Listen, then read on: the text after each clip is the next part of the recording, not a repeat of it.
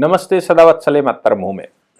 मामला लोक नीति से जुड़ा हुआ है, मामला आपके प्रॉपर्टी के राइट से जुड़ा हुआ है, मामला देश के प्रत्येक, मुझे लगता है कि देश में शायद ही जिसके पास थोड़ी भूमि का टुकड़ा हो, शायद ही कोई व्यक्ति होगा जिसकी भूमि पर कुछ न किसी प्रकार का इंक्रोचमेंट ना हो। अच्छा, ये इंक्रोचमेंट तमाम तरह के कानूनों के आधार पर चलता है, कानूनी प्रोटेक्शन भी मिलता है क्योंकि एविडेंस एक्ट ये कहता है कि भाई कब्जा सच्चा और कागज झूठा, या कागज सेकेंडरी है, कब्जा प्राथमिक है। कब्जे के आधार पर ओनरशिप हमारे यहाँ सुखाधिकार भी बनाता है। कब्जे के आधार पर एडवर्स पोजीशन के आधार पर जमीन का कब्जा अपने आप में ओनरशिप की तरफ भी ले जाता है और राइट टू यूज को परमानेंट बनाता है। अब ऐसी परिस्थिति में ऑनरेबल हाई कोर्ट के दो जजेस की बेंच एक डिसीजन कर दे, ऑनरेबल जस्टिस प्रशांत कुमार और ऑनरेबल जस्टिस शेखर सराफ, इन दो जजेस की बेंच में एक गजब का मामला उन्होंने लिखा। अब उसके फैक्ट अगर आपको समझ में आते हैं, मैं बताता हूं कि हमारे देश में होता क्या है। हमारे देश में सामान्यतः सरकारी अथॉरिटी के मामले में मैं लगातार कह रहा हूं, हालांकि कानूनी जागरूकता जैसे जैसे आती जा रही है और जिस प्रकार से बड़ी तेजी से ये मामले बढ़ रहे हैं, या फिर मैं कहूं कि जैसे जैसे जुडिशियल एक्टिविज्म होती जा रही है, वैसे वैसे लोगों को राहत मिलती जा रही है। इसमें जुडिशरी को थैंक यू कहना चाहिए। सब लोग जुडिशरी से सेटिस्फाई नहीं हो सकते, सब लोग सबसे सेटिस्फाई नहीं हो सकते, लेकिन हाँ, ये बात जरूर है कि हमें एक बात ध्यान देनी चाहिए। अगर हम राइट साइड में केस फाइल करते हैं, देखिए हमेशा से जुडिशरी की गलती नहीं होती। आपने केस फाइल किया तो जुडिशरी का जो हमारे यहाँ का लीगल सिस्टम है, उसकी जो सबसे बड़ी कमी है वो ये है कि जो डॉक्यूमेंट हमने फाइल किए हैं, जो प्ली हमने आर्गू की है, जिस प्रकार से हम मुकदमे को ले गए हैं, उसके आधार पर कोर्ट उन पेपर्स के आधार पर डिसाइड करता है।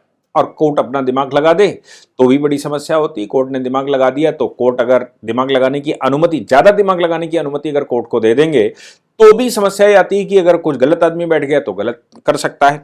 तो ये जो गलत और सही की लड़ाई है, ये सदैव से चलती रहेगी, लेकिन फिर भी ये कहना चाहिए गुड जुडिशियल एक्टिविज्म भारत में है। ये मामले ऐसे हैं कि भाई हमारे गांव की ग्राम पंचायत की जगह है, मेरी अपनी जगह पड़ी हुई है, कोई ऊसर पड़ा हुआ है, कोई बंजर पड़ा हुआ है, कोई रेता पड़ा हुआ है, या कोई पॉस्चर लैंड पड़ी हुई, मेरी अपनी है, मेरे नाम चढ़ी हुई, लेकिन उसका कोई उपयोग नहीं है। अब लोग वहां से निकलने लगे, या फिर सरकार ने ग्राम पंचायत का दफ्तर बना दिया, या वहां पर एक बाउंड्री है, बच्चे खेलने लगे, या फिर वहां से एक चक्रोट निकाल दी, या कोई और खंबे शुंबे लगा दिए, पाइप लगा दिए, कुछ और कर दिया। अब इस बात को लेकर अगर कोई कहता कि मेरे खेत में, मेरी जगह पर ये मत करो, तो सरकारी अधिकारी वहां डंडा लेकर खड़े हो जाते हैं, सरकारी काम में बाधा का उल्लंघन बताते हैं कि सरकारी काम में बाधा, पुलिस वहां आ जाती, पुलिस खड़े होकर करवा देती है। ऐसी परिस्थिति में अब वो बेचारा करे तो क्या? सरकार से लड़े तो देशद्रोही कहलाता है, पुलिस से लड़े तो सरकारी अधिकारी के खिलाफ या सरकारी काम में बाधा पहुंचाता है। तो उसके पास सोल्यूशन क्या है? उसके पास कोई सोल्यूशन नहीं बचता, बेचारा चुपचाप बैठ जाता है और अपने बाल बच्चों को पालने में लग जाता है, क्या करे। लेकिन ये जजमेंट जो ऑनरेबल हाई कोर्ट ने दिया है, वो भी दो जजेस की बेंच ने दिया है, सुप्रीम कोर्ट में चैलेंज होगा तब देखा जाएगा, लेकिन अभी जो जजमेंट दिया है और इसके पीछे की जो उन्होंने सुप्रीम कोर्ट की रूलिंगें दी है, यानी कि सुप्रीम कोर्ट के पीछे का हवाले को ध्यान में रखते हुए जो जजमेंट दिया है, वो मुझे लगता है कि काबिले तारीफ है। क्या है मामला वो समझ लीजिए। किसी सज्जन की जमीन पड़ी हुई है, उस जमीन से वो खाली पड़ी हुई है या जो भी जैसे भी है, 30-40 साल या उससे भी पहले से लोग वहां से निकलते हैं। एक 10-12 फीट की रास्ता बना रखा है, ट्रैक्टर निकालते हैं, सवारियां निकालते हैं, लोग निकलते हैं वहां से। रास्ता उन्होंने बना रखा है, वो शॉर्टकट रास्ता है, दूसरे रास्ते हैं लेकिन वो शॉर्टकट रास्ता है, वहां से लोग निकलते थे और खेत खाली पड़ा था। तो गांव बाड़ी में या गांव में जो आपस में प्रेम सद्भावना रहती, किसको मना करें, किससे लड़ें, निकल रहे हैं, खाली पड़ा है, निकलने दो। अब वो वहां से लोग लंबे समय तक निकलते रहे और अथॉरिटीज का दावा है कि वो 30-40 साल 50 साल हो गए तब से सब लोग वहां से निकलते हैं। ग्राम पंचायत ने क्या किया कि ग्राम पंचायत ने कहा यहां पर एक चक्रोट बना देते हैं। आजकल ग्राम पंचायतों को खूब पैसा आता है, पहले ग्राम पंचायतों को पैसा नहीं आता था तो वो जुगाड़ करते थे। आजकल ग्राम पंचायत को ठीक ठीक पैसा आता है, जब से केंद्र सरकार ने 3 टियर सिस्टम लागू किया है, या कॉन्स्टिट्यूशन में हमने पंचायती राज सिस्टम लागू किया है, यानी कि पंचायती राज, फिर इंटरमीडिएट के रूप में जिला पंचायत, और फिर उसके ऊपर राज्य सरकार, और जहां कहीं भी नगर महापालिका है तो फिर वो वार्ड, वार्ड के बाद नगर महापालिका या नगर पालिका या जो भी जिस तरह का भी है, और फिर राज्य सरकार। तो ये 3 टियर सिस्टम हमारे यहां है। या फिर मैं ये कहूं कि पंचायती राज के ऊपर ये स्टेट गवर्नमेंट, सेंट्रल गवर्नमेंट, ऐसे हमने बना रखा है। इसको लोकल बॉडी कहते हैं। तो लोकल बॉडी, स्टेट गवर्नमेंट और सेंट्रल गवर्नमेंट, और लोकल बॉडी में भी ग्राम पंचायत, फिर ग्राम पंचायत के बाद तहसील, तहसील को दूसरे शब्दों में कहें कि ब्लॉक, और ब्लॉक या मतलब तहसील ब्लॉक अलग अलग होता है लेकिन ब्लॉक, और ब्लॉक पंचायत के ऊपर जिला पंचायत। ऐसे उसमें भी 3 टियर सिस्टम है। तो धन खूब निकलता है, चूंकि उस पर कॉन्स्टिट्यूशनल प्राविधान आ गया कि केंद्र सरकार अगर पैसा देगी ग्राम के विकास के लिए तो वो सीधा वहां चला जाएगा। इसीलिए बड़ी मारामारी आजकल ग्राम विकास मंत्री के लिए होती है और शहरी विकास मंत्री के लिए होती है। जो मंत्री, जो लोग जीत कर आते हैं वो शहरी विकास मंत्रालय, ग्राम पंचायत मंत्रालय को लपट कर लेते हैं, क्योंकि वहां धन बहुत है और खर्चे बहुत हैं। ऐसी मतलब मैंने ये लोकोक्ति, या मैं कहूं लोकोक्ति तो कहना ठीक नहीं, ये लोक लालसा की बात कही है कि लोग लालसा में रहते हैं। मलाईदार डिपार्टमेंट है, पीडब्ल्यूडी है, मलाईदार डिपार्टमेंट है। अब वो मलाई, उनके मस्तिष्क में जो कीड़ा है वो कीड़ा, या जो गंदगी है वो मलाई है। इनकी जमीन पर ग्राम पंचायत के पास धन था, तो ग्राम पंचायत ने इनसे बात की, वहां पर नापातोली कर ली। नापातोली करने के बाद वहां खड़ंजा बिछाना शुरू कर दिया, यानी कि ईंटों का रास्ता बनाना शुरू कर दिया, पत्थर का रास्ता बनाना शुरू कर दिया। इन्होंने उनसे कहा कि भाई खेत हमारा है, लीगली हमारे पास पेपर है। ग्राम पंचायत वालों ने कहा भाई सब निकलते तो यहीं से और बहुत लंबे समय से निकल रहे, तुम लोगों ने ऑब्जेक्शन कभी लगाया नहीं। तो उन्होंने कहा वो अलग बात है कि मैं ऑब्जेक्शन नहीं मैंने लगाया, लेकिन सच ये है कि भाई ये जमीन तो मेरी है। अगर आप इस पर लीगली खड़ंजा बिछाना चाहते हैं तो इसको कंपनसेट करिए, नहीं तो अपना खड़ंजा कहीं और से बिछाइए। मैं अपने खेत से किसको निकलने देता हूं ये मेरी मर्जी है। मैं रास्ते में लोगों को यहां से जाने देता हूं, मेरी मर्जी है। मैं जब चाहूंगा तब जोत बोकर उसको तैयार कर लूंगा। और 1 हेक्टेयर जमीन उस रास्ते पर उनकी कवर होती थी। बड़ा प्लॉट था, 1 हेक्टेयर जमीन, मतलब थोड़ी बहुत नहीं, 1 हेक्टेयर कवर होती थी। ग्राम पंचायत के लोगों ने और ग्राम का जो सेक्रेटरी होता है और जो लेखपाल होता है, उन्होंने सबने मिलकर कहा कि भाई खड़ंजा बेचने दो, पैसा आ गया है, खड़ंजा बेचने दो, सैंक्शन भी हो गई है। और कॉम्पनसेशन के लिए जो ग्राम पंचायत डिपार्टमेंट है, ग्राम पंचायत डेवलपमेंट है, या ये जो ग्रामीण विकास का मंत्रालय है, उस डिपार्टमेंट से आपको कॉम्पनसेट करवा देंगे इसका जो भी एक्विजिशन का बनेगा। अब इन्होंने कहा कि भाई मैं तुमको पत्र देता हूं। इन्होंने पत्र, उसी समय एक पत्र दिया, पत्र पर आश्वासन मिल गया, पत्र इन्होंने दे दिया, बात खत्म हो गई। आश्वासन तो मौखिक दिया गया था, मौखिक कहा गया था कि चिंता मत करो, सब तुम्हारा कॉम्पनसेशन दिलवाएंगे। और मौखिक कंसेंट ले ली, मौखिक ही कंसेंट भी ले ली गई कि भाई तुम्हारी जमीन पर हम बिछाए दे रहे हैं, और मौखिक कह दिया गया कि हम तुमको दे रहे हैं। सब गांव वालों को ने उनके ऊपर प्रेशर बनाया, तो उन्होंने कहा भाई बेचने दो, लेकिन मेरी जमीन है, मुझे मिलना चाहिए। अब इन्होंने एक चिट्ठी लिखी। चिट्ठी लिखने के बाद उस चिट्ठी का जवाब नहीं आया ग्राम पंचायत विभाग से। फिर उन्होंने दूसरी चिट्ठी लिखी रिमाइंडर के रूप में, उसका भी जवाब नहीं आया कोई। इन्होंने रेवेन्यू इंस्पेक्टर को कहा कि भाई ये देखो हमारी जमीन पर ऐसे ऐसे है, एक्चुअल ये लैंड है, इस पर ऐसे ऐसे हो रहा है। उसने भी कहा कि ठीक है हम कोशिश करते हैं। फिर इन्होंने एसडीएम से कहा होगा मौखिक रूप से, हैदरगढ़ के, उसने भी कहा होगा कि भाई ठीक है हम देखते हैं। लेकिन किसी ने कोई कागजी कार्रवाई नहीं की, सबने मुंह से आश्वासन दिया। अच्छा, 2013 में राज्य सरकार ने एक कानून पास किया था जिसको the right to fair compensation and transparency in land acquisition, rehabilitation and settlement act 2013 कहा जाता है। और केंद्र सरकार छोड़ दीजिए, सुप्रीम कोर्ट ने भी आर्टिकल 300 कैपिटल, मतलब जब कानून आर्टिकल 19(1)(f हुआ करता था, उसको फंडामेंटल राइट कहते हैं, right to property is the fundamental right. उसको 78वें संविधान संशोधन में हटा दिया गया था, फंडामेंटल राइट के पोर्शन से हटा दिया गया था। बाद में उसको 300 कैपिटल ए बनाया गया था और यह कहा था कि कॉन्स्टिट्यूशनल राइट है, right to property is the constitutional right, legal right है, फंडामेंटल राइट नहीं होगा। क्योंकि फंडामेंटल राइट के अगेंस्ट में अगर कोई कानून बनता है एक्विजिशन का भी, तो भी वो अवैध हो जाता है। तो फिर जो प्रोग्रेस के कार्य के वो हैं या डेवलपमेंट के जो प्रोजेक्ट हैं वो चलाए नहीं जा सकते।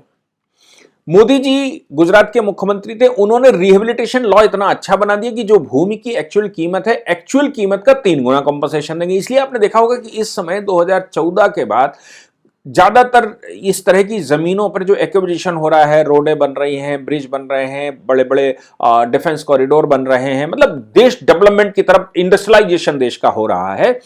आप शायद ही कोई मामला आता हो जिसमें कोई बड़ा डिस्प्यूट पैदा होता है एक्विजिशन में। यहां तक कि एक्विजिशन सरकार पोजीशन के आधार पर भी देने लगी है। पोजीशन से मतलब है अगर उसकी कोई 50 साल से रह रहा है और वो जमीन सरकारी है तो भी कॉम्पनसेट कर देती है कि चलो भाई तुम्हें हम रिहेबिलिटेट करवा देंगे, कहीं और बसवा देंगे। आप उसकी इलस्ट्रेशन में अगर देखना चाहें तो फिर आपको काशी विश्वनाथ का कॉरिडोर नंबर 1 पर है, या आप चले जाइए उज्जैन का महाकालेश्वर का जो कॉरिडोर है भगवान का, उस कॉरिडोर में भी एक मस्जिद अभी ढाई है और वो मस्जिद इलीगल थी। उसके पास कोई पेपर नहीं थे, वो तो किसी कमरे में रहने लगे, कोई आ गया, कोई धर्मशाला में रुक गया, किसी ने ध्यान नहीं दिया, उसने धीरे से वहां नमाज पढ़वानी शुरू कर दी और वो कर दिया। उसके पास भी कागज नहीं थे, सुप्रीम कोर्ट तक वो हो आया, सरकार ने उसको कंपनसेट किया, वहां के लोग भी चले गए थे। अभी वो प्रकरण मैंने एक बार पूरा एक्सप्लेन किया था। इस बार की अगर आप 5 जन पढ़ने वाले हैं या ऑर्गेनाइजर पढ़ने वाले हैं तो उसमें एक पूरा आर्टिकल भी उसी को लेकर मैंने लिखा है। तो यहां पर जो पूरा प्रकरण था, उस पूरे प्रकरण में जो मेन बात है वो है कि कॉम्पनसेट नहीं किया गया, जमीन हमारी है। इन्होंने आर्टिकल 226 में हाईकोर्ट में रिट की और रिट करके ये कहा कि भाई देखो, रेवेन्यू डिपार्टमेंट या फिर ग्राम पंचायत डिपार्टमेंट ये कोई हमको कंपनसेट करने को तैयार नहीं है। हमारी जमीन पर इन्होंने खड़ंजा बिछा लिया, 1 हेक्टेयर से ऊपर जमीन इन्होंने कब्जा कर ली है। हाई कोर्ट ने नोटिस किया, नोटिस करके पार्टी बुलाई, पार्टी से पूछा, मतलब सरकार से पूछा।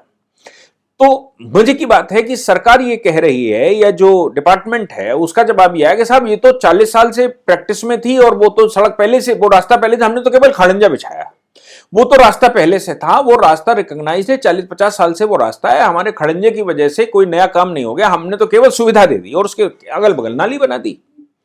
तो हमारा कोई वो नहीं बनता कि हम इनको पैसे दें या हम इनकी जमीन एक्वायर करें। हाईकोर्ट ने कहा कि भाई ऐसा कैसे हो सकता है, तो इन्होंने एक आर्गुमेंट किया। इन्होंने कहा सब एडवर्स पोजीशन है पिछले 50 साल से उस पर। एडवर्स पोजीशन जो मैंने आपको कहा था कि यानी कि अनडिस्प्यूटेड पोजीशन गांव वालों का है जो वहां से निकलते हैं।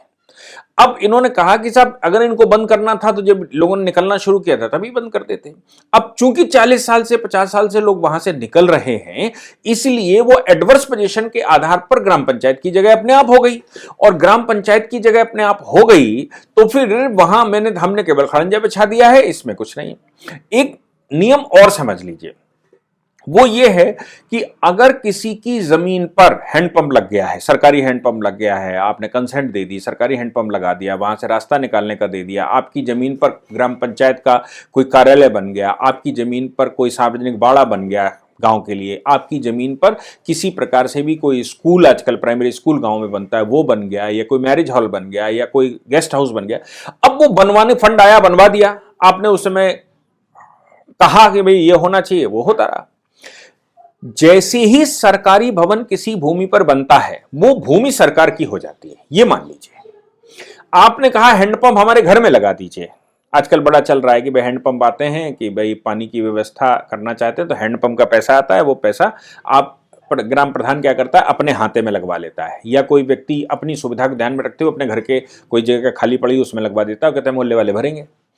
जैसे ही वो हैंडपंप लगा सरकार का, वो जमीन सरकार की हो गई।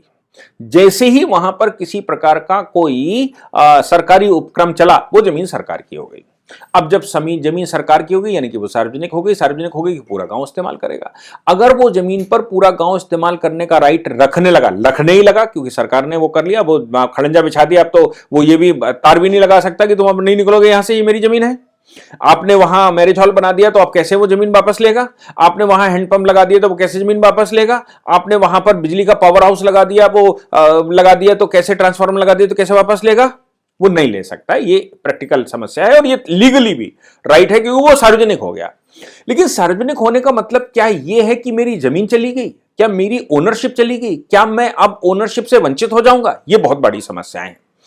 हाई कोर्ट ने कहा विद्या देवी versus state of Himachal Pradesh में 2020 में ही ऑनरेबल सुप्रीम कोर्ट ने यह कहा कि आप किसी की जमीन, चाहे वो 1967 से 1967 से, ये वाले जो केस विद्या देवी का जिसको हवाला दिया गया सुप्रीम कोर्ट का जजमेंट है, इसको उन्होंने कहा आर्टिकल 31 कॉन्स्टिट्यूशन का व्यक्ति को राइट देता है प्राइवेट प्रॉपर्टी के मामले में, और चूंकि प्राइवेट प्रॉपर्टी के मामले में वो राइट देता है, इसलिए किसी की भी जमीन फेयर कॉम्पनसेशन के बगैर नहीं दी जा सकती। फेयर कॉम्पनसेशन का मतलब होता है कि जो उसकी ओरिजिनल कीमत है, उसकी कीमत कागजों में नहीं, कागजों में सर्किल रेट जो तय कर रखा होगा वो छोड़ दीजिए, जो उसकी एक्चुअल कीमत है, एक्चुअल कीमत पता लगती है वहां पर जो अगल बगल सेल्स हुई होंगी, जो जमीनें बिकी होंगी, जो मकान बिके होंगे, उनका जो दस्तावेज जो उसने टैक्स जमा किया होगा, या फिर उसने जो ऑफिस में, रजिस्ट्री ऑफिस में उसने जो उसका अमाउंट लिखा होगा वो एवरेज निकालता है, उसका 3 गुना, वो भी नहीं, उसका 3 गुना या 4 गुना पेमेंट मिलता है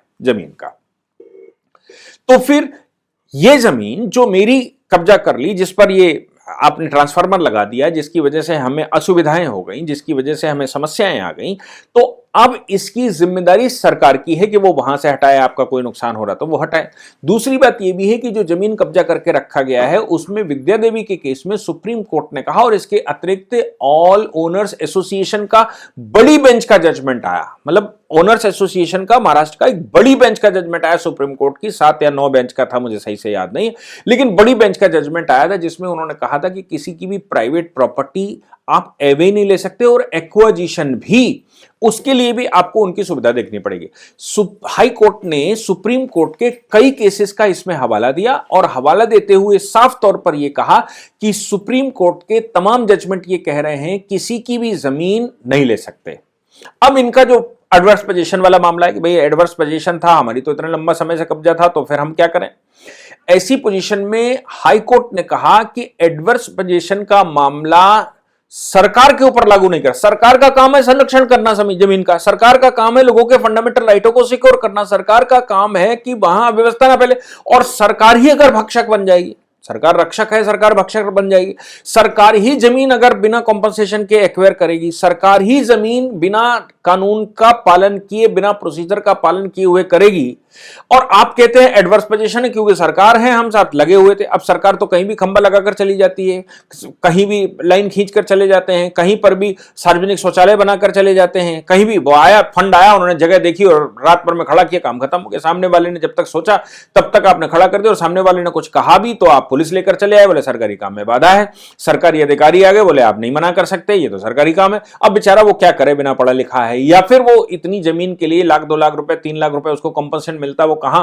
हाई कोर्ट जाएगा, सुप्रीम कोर्ट में कहां 5 लाख रुपए मिनिमम खर्च करके वो पिटीशन फाइल करेगा, फिर हियरिंग के भी पैसे वो दे, तो ये जो खर्चे हैं ये कहां से करेगा, कैसे लड़ेगा। इसलिए यहां जो सबसे बड़ी समस्या आती है वो ये आती है कि प्रोसीजरल लैप्स कौन सही करेगा।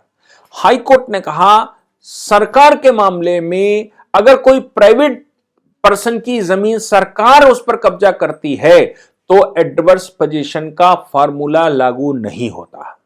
यानी कि सरकार ये नहीं कह सकती कि साहब हमने 100 साल से यहां पर बना रखा है इसलिए हमारा है। सरकार नहीं कह सकती हमने 25 साल से यहां पर ये कंस्ट्रक्शन कर रखा है इसलिए ये हमारा तो कब्जा था, और यहां पर सरकारी बाड़ा बना हुआ था, यहां पर तो नाला खुला हुआ था, यहां गांव भर के नाले गिरते थे, इस तालाब में गांव भर का पानी यहां पर गिरता था, ये सरकार नहीं कह सकती। हाई कोर्ट ने कहा कि state of Haryana versus Mukesh Kumar के जजमेंट में ऑनरेबल सुप्रीम कोर्ट ने कहा कि property is a basic human right. ये जो प्रॉपर्टी है ये बेसिक ह्यूमन राइट है, अब व्यक्ति के ह्यूमन राइट आप नहीं ले सकते। इसलिए हाई कोर्ट ने कहा कि आप एवी ओरली, अब वो कहते हैं साहब ओरल, इन्होंने उस समय कहते हैं, उन्होंने कहा ना ओरल ना वो, जब तक आप पूरी प्रक्रिया का पालन नहीं करेंगे तब तक जमीन नहीं ले सकते। और अगर आपने जमीन ले ली तो वो सरकार हो गई, सरकार हो गई तो सामने वाले का right to claim for the compensation कभी खत्म नहीं होता। वो क्लेम कर सकता है, वो अपना कंपनसेशन ले सकता है, उसकी जमीन चाहे 50 साल से कब्जा करके रखी हो। अगर आपने फेयर कंपनसेशन उसको नहीं दिया है तो फिर ऐसी परिस्थिति में वो उस जमीन का आज के नियमों के अनुसार कंपनसेशन ले सकता है। और ये 2013 का जो कानून है ये रिवर्स लागू होता है, यानी कि ये पीछे रिट्रोस्पेक्टिव इफेक्ट रखता है। मैं समझता हूं कि ऐसी जमीनें, अभी हाई कोर्ट सुप्रीम कोर्ट ने एक और जजमेंट दिया था कि ग्राम पंचायत की जमीन है, ग्राम पंचायत की जमीन उन्होंने कहा सुप्रीम कोर्ट ने वो गांव वालों के लिए है, वो सरकार के लिए नहीं है। ग्राम पंचायत की जमीन खाली पड़ी हुई है, सरकार आई वहां पावर हाउस ठोक गई, सरकार आई वहां पर एक ट्यूबवेल बना गई, सरकार आई उसने एक टंकी बना ली, सरकार आई ग्राम पंचायत की जमीन पर उन्होंने कहा साहब हमें एक वेयर हाउस बनाना है, वो बना लिया, उन्होंने कहा हमें डीएम का कार्यालय बनाना है, वो बना लिया, उन्होंने कहा साहब यहां तहसील का कार्यालय बनाना है, वो बना लिया। ये सब कुछ नहीं कर सकते मतलब ग्राम पंचायत की जमीन के मामले में भी सुप्रीम कोर्ट ने कहा ग्राम पंचायत की जमीन गांव वालों के लिए है, गांव वालों की जमीन से निकालकर वो जमीन बनाई रखी गई है। इसलिए अगर तुम एक्वायर करना चाहते हो तो जिसकी जमीन लेकर वो बनाई गई थी, चकबंदी के दौरान और बाकी दौरान वो जमीनें इकट्ठी करी जाती हैं, जिसकी जमीन आपने निकाल कर रखी है उसको कंपनसेशन देना पड़ेगा। आप बाकायदा ग्राम पंचायत की जमीन एक्वायर करेंगे, बाकायदा एक्विजिशन का कानून पालन होगा। ग्राम पंचायत की जमीन सरकार ऐਵੇਂ ही कब्जा नहीं कर सकती, सरकार के पास इतना राइट नहीं। आप कंपनसेट करिए गांव को, गांव के लोग मिलकर, और जो कंपनसेशन होएगा जिसकी जमीनें उस के लिए एक्वायर की गई थी या ली गई थी चकबंदी के दौरान, ये तो उनको कंपनसेट करिए, और नहीं तो ग्राम पंचायत को करिए, ग्राम पंचायत में कुछ अल्टरनेट दीजिए, लेकिन ग्राम पंचायत की जमीन भी आप सीधी कब्जा नहीं कर सकते। तो ये एक लीगल इंटाइटी है, जो legal position honourable high court ने डिसाइड की है। मुझे लगता है इससे हमारे देश में जो तमाम तरह के अनर्गल जो एनोमलीज हैं वो क्लियर हो जाएंगी। इस जजमेंट को पढ़िए, इस जजमेंट का मैं साइटेशन इसमें नीचे लिखूंगा। इस जजमेंट में जो सुप्रीम कोर्ट के जजमेंटों का हवाला दिया गया है उनको पढ़िए, तो आपकी अपनी जमीनें जो सरकार के कब्जे में कभी भी हैं, जहां सरकार हो गई, अगर आपको फेयर कॉम्पनसेशन उसका नहीं मिला था तो आपको फेयर कॉम्पनसेशन लेने का राइट है, और ये बेसिक ह्यूमन राइट है, ये कॉन्स्टिट्यूशनल आर्टिकल 300A के तहत राइट है, इसको कोई नकार नहीं कर सकता। और मजे की बात यह है कि एक्विजिशन के इन कानूनों में जिस समय इंप्लीमेंट होता उसमें एक्विजिशन 67 में कर लिया गया था, 1967 में। आपको कंपनसेशन आज के रेट पर देना पड़ेगा, और विथ इंटरेस्ट भी हो सकता है दे, लेकिन आज के रेट पर अगर कंपनसेशन दिया जाएगा तो आपको कंपनसेशन उसमें आज के रेट पर मिल सकता है। ये एक लीगल पोजीशन है, बाकी केस टू केस वेरी करता है, that is a different thing. जय हिंद, जय भारत, वंदे मातरम।